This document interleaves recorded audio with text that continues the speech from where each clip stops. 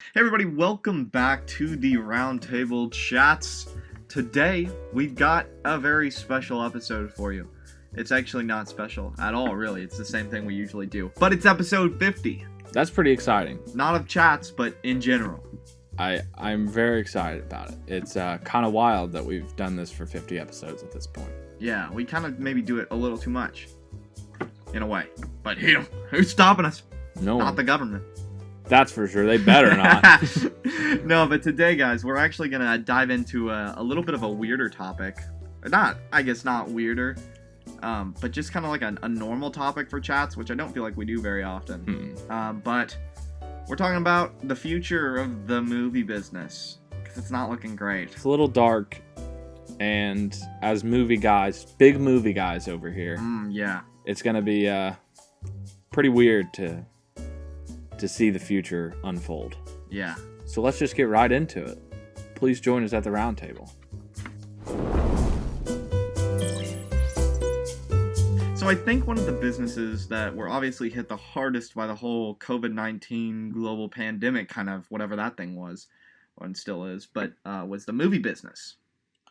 Yeah. I don't like spending money. One of the few things I rationalize spending money on is movie theaters, because to me there's few things that I love doing more than sitting in a dark room for 2.5 hours watching a movie without my phone and without the distractions of everyday life. And now I don't have that. Yeah. So I think we've kind of been seeing a couple of different responses by the movie companies as they react to the ever-changing global climate, and a lot of them are kind of going towards streaming.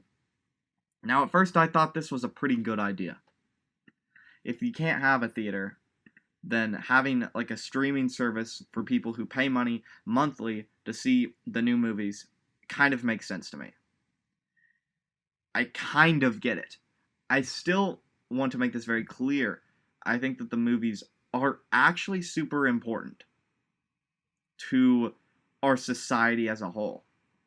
But I think movies are such an incredibly huge part of our culture. The whole Hollywood, celebrities, actors, movies, that whole scene is huge. Do you think it would be near as huge if it went to streaming? Yeah, I don't think so, because I hate to be this way, but the money is going to not be there as long. Netflix hasn't been profitable since they really turned to streaming. So if movies are just going straight to there, sure, $20 for a 48-hour rental is not bad, but it's not as good as paying for an entire family to go to the movies. Because obviously if you're paying $10 plus snacks plus whatever, it's a pretty lucrative deal. Yeah. But with that, with the move to streaming, like Universal signed a deal with AMC that their movies will be in the movie theater for 17 days and then go straight to streaming. I struggle to think that. I struggle to see who benefits from that. Because surely Universal won't, right? They're going to lose some money. It makes sense for some releases, like horror movies. It really makes sense for. Yeah. Because if you look at the box office for horror movies after the first couple weeks, it drops steep. But I find it hard to believe that blockbusters will ever be only released on streaming. Yeah, it's kind of a weird thought. I think the first movie that kind of really hit that, I think everyone forgot about Pixar's Onward. Yeah. When it came out. Yeah. Disney just kind of put that on Disney Plus and was like, hey, you guys can watch it for free. And everyone was like, oh, hot dog. Yeah. And so people watched it. And it was awesome. But I think the first movie that we're going to see as a huge blockbuster that has come out is definitely Mulan. And we're seeing some ramifications. And honestly, I think we're seeing a lot of, what would you say? I think Mulan is a product of old people running the company of Disney. 100%. Because, look, if you are of an age where you have a family, right? You have kids, you're sitting at home, and you've kind of lost your thrill and your want and your drive to go to the movie theater, your care. This is so much better for you. Mm-hmm. You pay $30 to watch this movie. You get it once, but that's saving so much money for your entire family to go watch the movie. You're profiting at this point, and Disney's profiting too, and it sounds like a great idea until you realize that they're kind of leaving out the kids. You know, the kids that are like anywhere from high school to college age and a little over college are getting screwed in this deal. Because, look, people at Disney, if you're listening, you're not listening. But here's the thing. When I go to a movie theater, even when I go with friends in a large group, I'm still paying, at max, $15 for my ticket. Sure. That is half of what I'd be paying to watch Mulan. And so you might say, oh, we'll just get a group of friends together and go to your living room and watch Mulan. That's not necessarily feasible. If I'm watching a movie at home, I'm watching it with one or two people. I understand that like some people get together and watch movies with a huge group, but like even then, it's still going to be $6 or $7 a person if you have 5 people. And it just doesn't make sense. Because, like, let's be honest here, right? If I get a movie and I have a bunch of people over, how many of those people are actually going to pay? Yeah. Like 0. It's going to come out of my wallet, and I'm going to pay for this movie that truly is exorbitantly priced. Yeah. I'd almost get it if it was like, all right, you buy this, you get a week of it. It's straight up a lot. It's a lot of money for one time you can watch it. And you know what Disney, I think, is where they're going to make all the money, is kids like to watch stuff over and over again. Yeah. Right? So you rent it over and over again. And especially if like younger kids like it, you're just going to tell them no. They're already at your wit's end, right? You've been stuck with them for this long. They want to watch a movie, and that's the thing that'll keep them entertained for 2 hours. They're going to watch the movie. Yeah. Also, I do want to admit, I've seen this argument all over Twitter that's like, oh, when you factor in parking and you factor in your movie tickets and you factor in your snacks and blah blah blah, well then it makes financial sense. No, it doesn't. Listen, hot take here for a minute. If you are dumb enough to buy snacks at a movie theater, then you're not making financial sense yourself. Yeah, don't be telling people how to spend money if you buy snacks at a movie theater. Yeah, if you're like, well, I'm kind of saving money on the snacks. What? You're buying snacks? You're not... What the heck? That's like $10. You're not sneaking them in. You're doing it wrong. Yeah, listen. Come on. First off, one, if you don't have the self-control to not eat for 2 hours, and you're like, oh man, if I'm going to be sitting here, I've got to have a snack. Right? That enough that you have to go out and purchase an overpriced movie theater snack, we got another problem. I actually think snacks kind of ruin the movie viewing experience. Same. So do drinks, because then you have to pee, and then you have to leave. I would, like, one of my biggest regrets of my entire life so far, Episode 8, The Last Jedi, Star Wars, I got a big drink, because I was like, yeah, I spent some money, I'm thirsty. I peed like 4 times during the movie and missed the Yoda scene the first time I watched it. So I had to go back to the theaters. Obviously, I went like 3 or 4 times. But I had to go back just to see the Yoda scene. Yeah. They just charged me more money to pee. Okay. The strat, though, is definitely don't drink. For a movie. I dry my system out if it's a movie I care about. Maybe have a bottle of water there for if your mouth gets a little dry, but don't chug the thing. No, because I used to do that. I'd chug before the movie started. I just Mistake. It's stupid.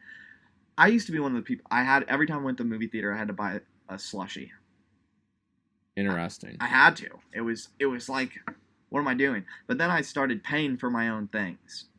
I think this is what a lot of people don't get, is when you start using your own money that you have to buy things, you start realizing how ridiculous certain things are priced. Sure. movie theaters, big part of that. When I was spending my mom's money, who gives a shit? Yeah, dude, just Make it take rain, baby. You know what? Upgrade that slushie to a large for $3 extra. That's a good deal. Yeah, no, that makes fiscal sense. Yeah, no, that is so dumb of me to do that. So I started to realize I feel like movie theaters should just get rid of snacks as an option. Interesting. The only problem is that kind of like really shuts movie theaters down because that's where they make their money. I know. I guess from the movie theater's perspective, if anything, up the prices more because people will pay. But like, I don't know, from my perspective, I'm like, at this point, if you're not going to enforce a pat down, you know what I mean? Yeah, sneak snacks in. It's easy. It's so easy. Yeah, it's especially if it's cold. Shove them in your coat. You can carry 4 or 5 boxes of candy, really. Yeah. Also, people have never, I guess, worn hoodies before. Right. Hoodie's got the perfect pocket, baby. You just put your hands in there. It's like, oh, I'm just warming my hands. No, I've got 2 bags of M&Ms, a thing of popcorn, and a drink in that hoodie pocket. That's impressive. Dude. Also, if you're going on a date, make the woman carry them in her purse. Every time Emma and I go to the movies, I got a box of candy in there for me. She's got one for her.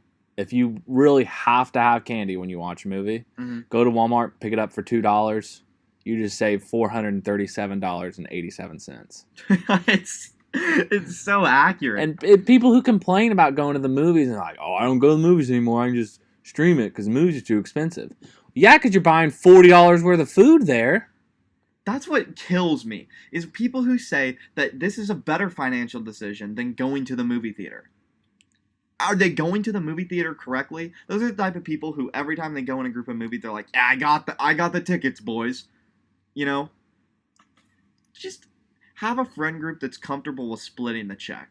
Yeah. First off. It really is shocking how many, this is a little off topic, but it truly is shocking how many friends feel like they're obligated to pay for each other's stuff. There are few times when I feel obligated to pay for anything, like to another person. Right. And when you first start dating someone, sure, it's more like a courtesy. Yeah. Right? You're like, I'm going to be a good person here and show you that my intentions are good. And so I'll pay for your food and I'll pay for your movie ticket. Starts to, when you start dating them for longer, it starts to be like more of a group effort. Emma and I have just taken turns at this point. Yeah. We switch. You pay for one, I pay for the other. Mm-hmm. Another situation is if someone is going through something and you say, hey, I got this tonight. Yeah, let's go to the movies. I'll pay for it. Yeah. To be a good friend. Sure. That's another one. If you are two like normal people, both in good headspaces, then there is no reason that you need to feel obligated to pay for the other person. Right. It's got to be a group effort. Especially if you're going to like the movies on a Saturday afternoon. There's no... It just doesn't make any sense.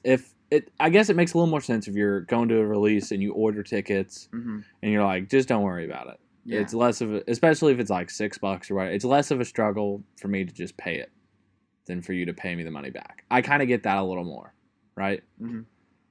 It doesn't make any sense that you would just be going to the movies and be like, hey, here's a $12 ticket. I'll just get this one.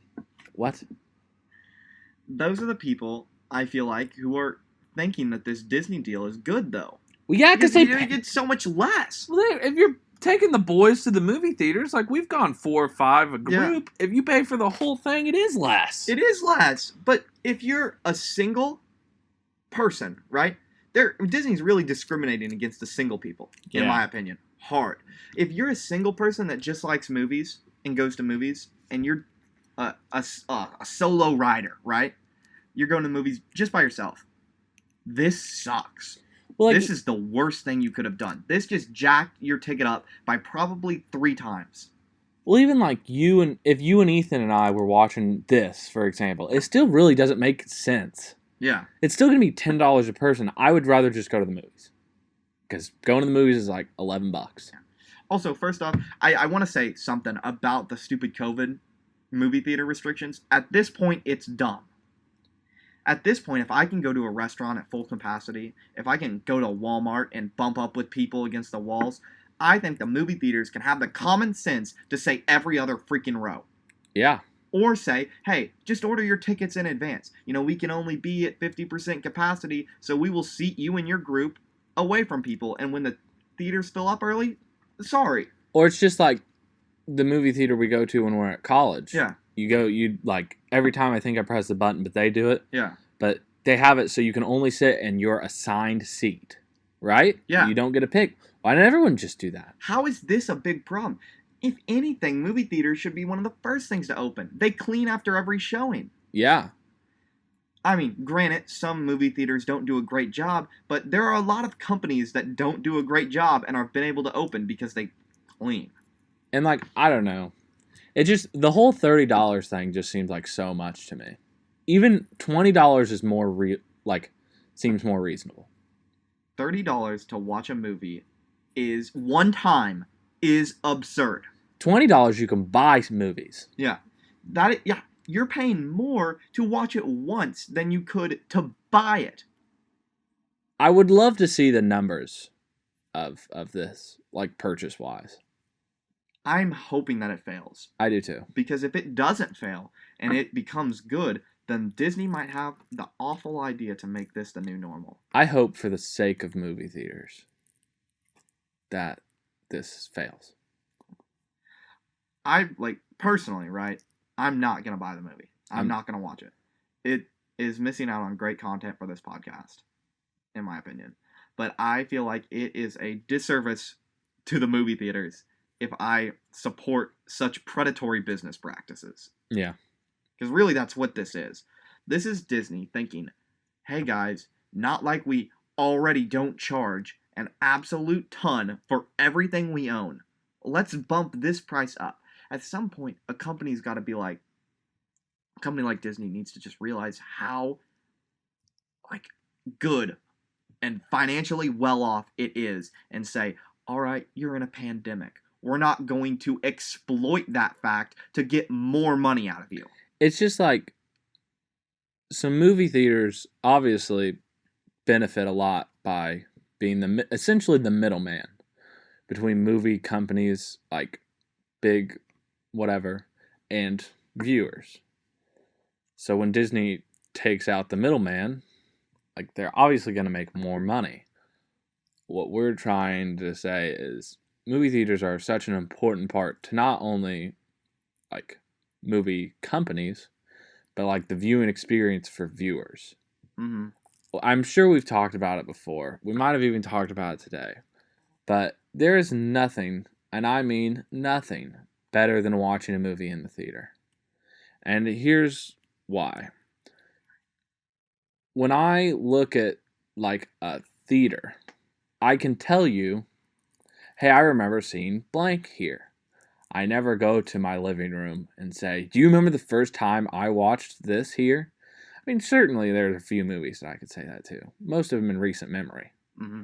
Or like, I remember some movies we watched when we lived at the dorm together, but like, I would have remembered them just because I liked that viewing experience. I definitely would have remembered them if we were watching them in the movie. Yeah. And I think that there are certain movies that make sense to be watched in your house. Mm-hmm. I think horror movies, for example, theatrical release horror movies almost are not near as fun to me. Really? Because some of the best memories I have on horror movies are when I'm allowed to like scream freely and to freak out and make fun of what's happening on screen with the boys. Right? Yeah. That's an enjoyable experience.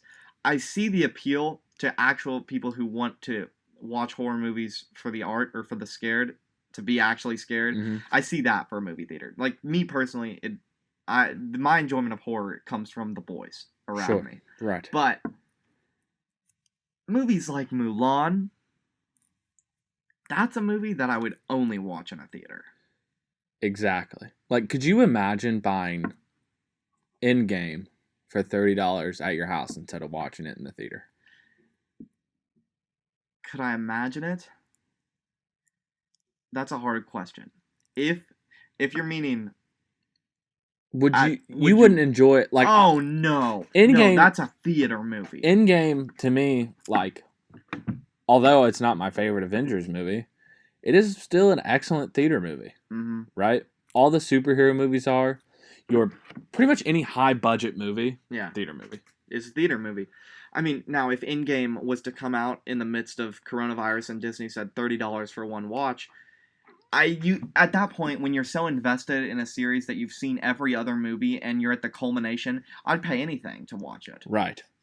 Which is horrible. Don't in tell a way. Disney. Don't tell Disney. But like, I just feel like what the worst part about this whole situation is definitely just exploiting the pandemic.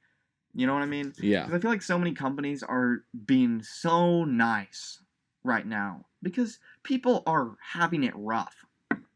Right? It's like people are getting laid off from their jobs. They're not being able to work. Their hours are getting slashed. Companies are closing. Businesses are going under. And yet Disney, who is able to stay afloat and relatively profitable during this, thinks, you know what? Screw the working man. You know? Usually this man will pay $15 for a ticket maximum. Let's bump that up to $30. You know, just to piss on him. Yeah. That's what it feels like. It just doesn't make any sense. And it really sucks. And it really makes me worried for the future of movies. Yeah. Well, guys, thanks for listening to us rant about our very real problems. In case you couldn't tell, we're very passionate about this subject because there are few things I would say either of us like doing more than going to the movies. It's just a great experience, and it's really going to be sad if generations below us don't have that. Yeah, I just feel like it's been such a huge part of my childhood that, like, the thought of my child never being able to watch a movie in a theater and only being able to watch from a streaming service and not having that theater experience kind of makes me, like, unbelievably sad. Yeah, it really bums me out, so whatever, there's nothing really we can do about it, but other than go to the movies when they open. Yeah. Support your local theaters. Correct. Because they're the ones who hurt. AMC is going to do fine or whatever, but like if you're one of those people who have like a not name brand theater in your town, support them. Go to the local theater. Yeah, even if it's a worse viewing experience, because it probably is, but they're struggling way worse than AMC has ever thought about. Yeah. So, thanks for listening. We hope you enjoyed this. Let us know what you think of these a little bit more serious chats. And we'll see you guys next time.